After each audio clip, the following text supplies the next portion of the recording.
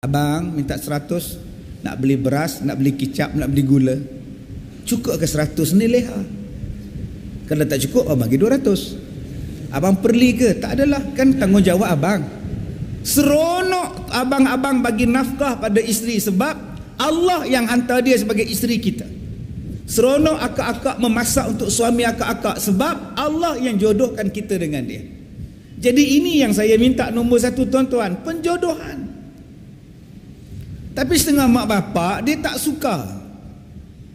Dia tak suka. Anak bila balik pada luar negeri, anak cakap, "Mak, ini suami saya." "Ya Allah, engkau dah kahwin leha." Minta maaf lah mak. "Ya Allah, aku suruh kau pergi belajar, yang kau bawa balik laki buat apa?" "Dah jodoh mak." Nampak tak boleh terima. Anak pula cakap, ini kes yang lain pula, "Mak, saya nak kahwin." "Dengan siapa?" "Dengan Zainab." "Mak tak suka dengan Zainab, mak suka dengan Zainon." "Tapi mak, saya dah janji dengan Zainab." "Engkau kahwin je lah, aku tak campur." Ini pun jadi masalah, tuan-tuan. Rumah tangga kita tidak jadi romantik. Sebab apa? Sebab kadang-kadang mak bapak tak suka. Mak bapak benci. Bila mak datang ke rumah, bila mertua datang ke rumah, suami isteri nak duduk rapat-rapat pun takut. Selalu boleh tengok TV sekali rapat-rapat. Bila mak datang, bangun suami dia. "Nyampah aku duduk dekat-dekat. Aku tak suka dengan laki kau tu. Bila kau nak minta cerai?"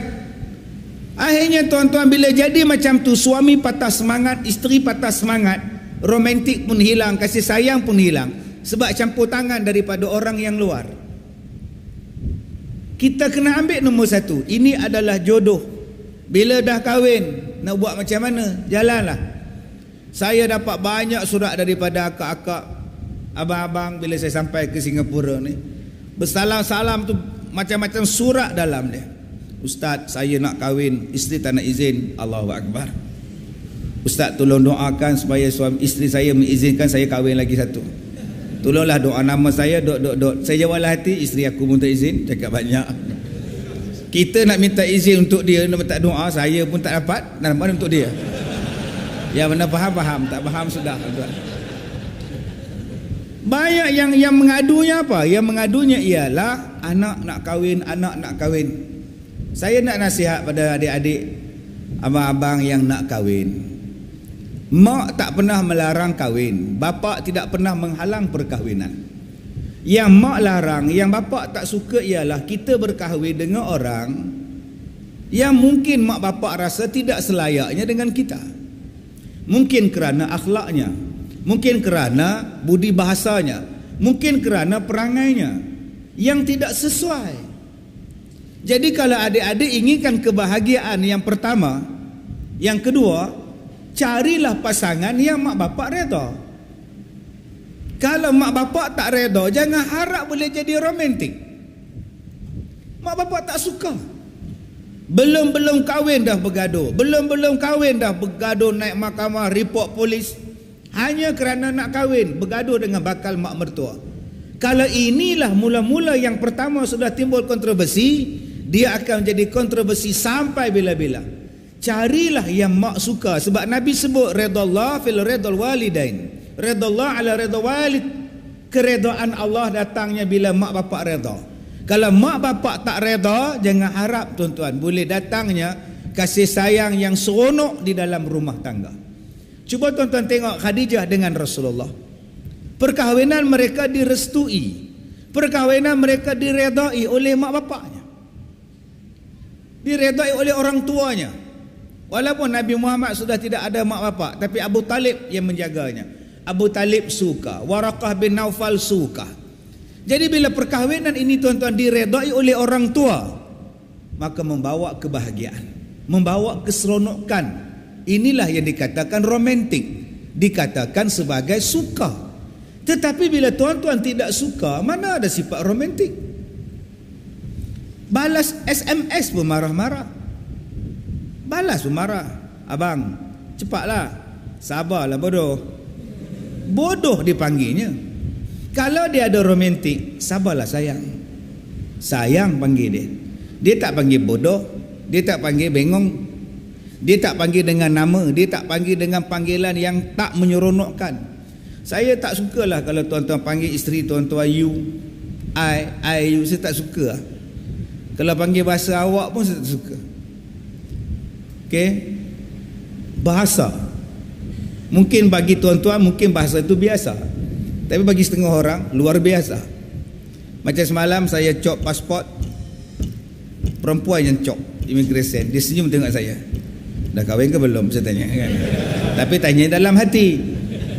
Dia pun panggil kawan dia, Ustaz Kazim, mak saya suka dengan awak, dia kata. Saya pula cakap saya suka dengan awak.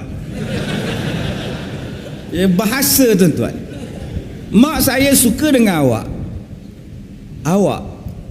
Awak.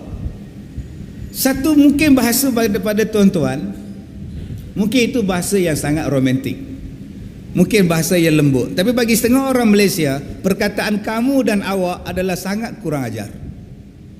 Awak nak ke mana? Sebab tu kita menggunakan perkataan yang sangat sopan. Tuan, encik, mak encik, pak cik, tuan haji dan sebagainya. Perkataan kamu juga kena elak, sebab dia bukan satu perkataan yang melambangkan satu bentuk bahasa yang sangat sopan. Jangan panggil isteri kamu, Leha, kamu nak ke mana? Sayang, nak ke mana? Kadang-kadang isteri panggil suami, you nak ke mana? Hey, you nak ke mana? Tuan-tuan, akak-akak panggillah suami abang. Abang nak ke mana? Abang nak dengar ceramah Ustaz Kazim. Ikut? Jom. Hey, awak nak ke mana? Nak dengar ceramah Ustaz Kazim. Awak tak ikut? Tak ada romantik, tuan. Panggillah macam Rasulullah panggil. Ya Humaira. Panggillah macam yang Rasulullah panggil, dengan perkataan yang menggembirakan istrinya, yang menyeronokkan. Elakkan gunakan perkataan yang menjadikan nampak macam isteri tadi tidak dihormati. Awak, kamu, you. Balik kepada asal nama dia. Nama isteri kita apa? Sofia. Soft. Boleh lembut aja, soft. Tambah lan, soft lan. Yang mana faham, tak faham sudah. Panggillah panggilan yang menggembirakan, itu sunnah. Baik, yang ketiga, saya nak ajak pada tuan-tuan. Saya panggil tadi isteri tuan-tuan dengan soft. Akak-akak panggil suami dengan panggilan penuh kesayangan, abang, kekanda, habi. Pulanglah dengan babi sudah.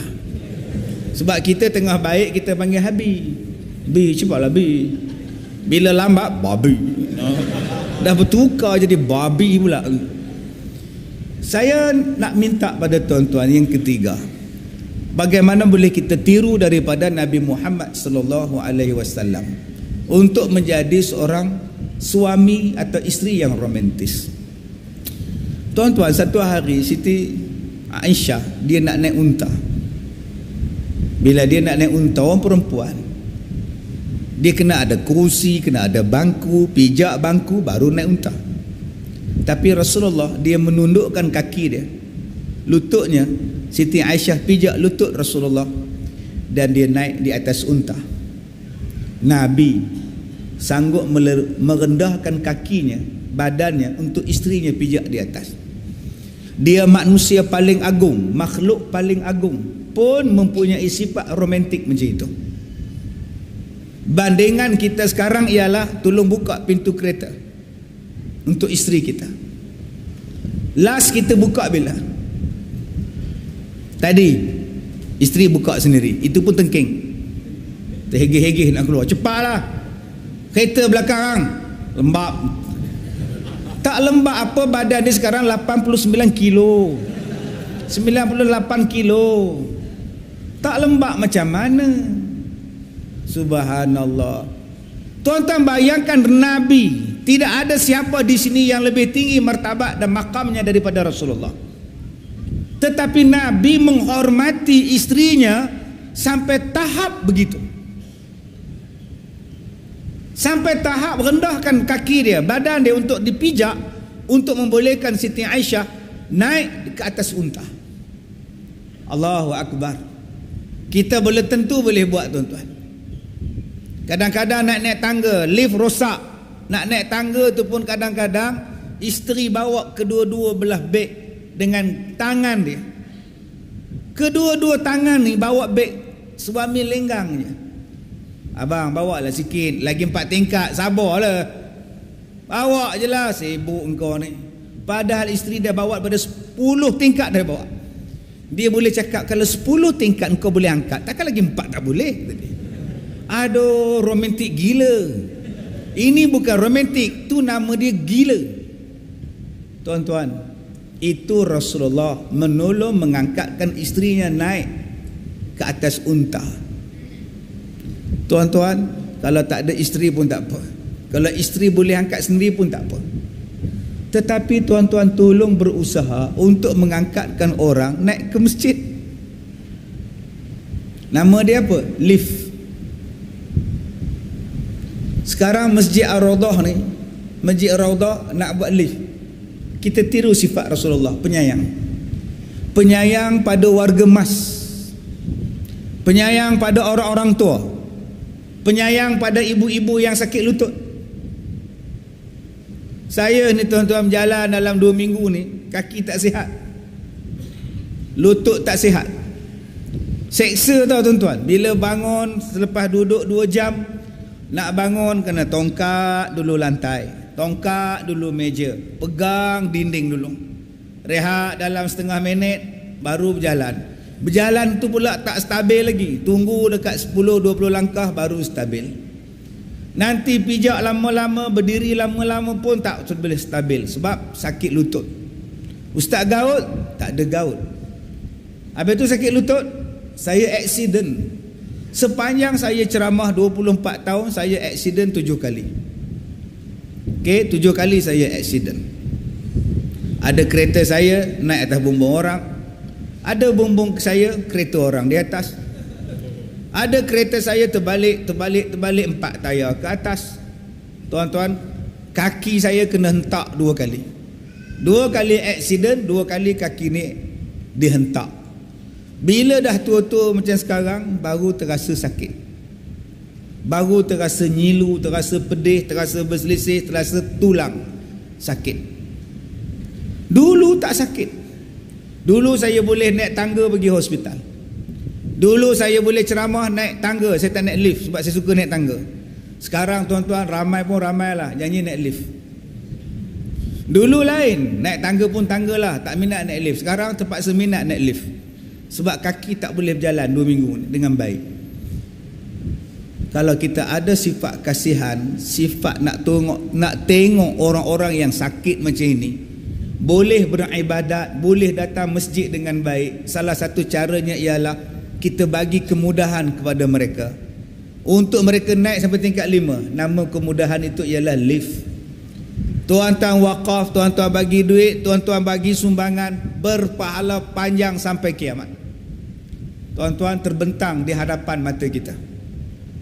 Kita bagi sebulan $50, setahun kita bagi $150, cukup. Setahun kita bagi $500, $600 setahun. Yang datang hari ini 2,000, 600 darab dengan 2,000, selesai masalah lift tuan-tuan. Dalam tempoh setahun. Kita tak perlu bagi $500 hari ini, tapi kita boleh bagi $50 setiap bulan selama setahun, dapat $600. Siap? Ustaz, kalau setahun bagi cukup, kemudian setahun pula nak buat Ustaz 2 tahun, elok saya mati Ustaz. Tak apalah pakcik matilah, orang lain hidup lagi. Yang pentingnya pahala berpanjangan.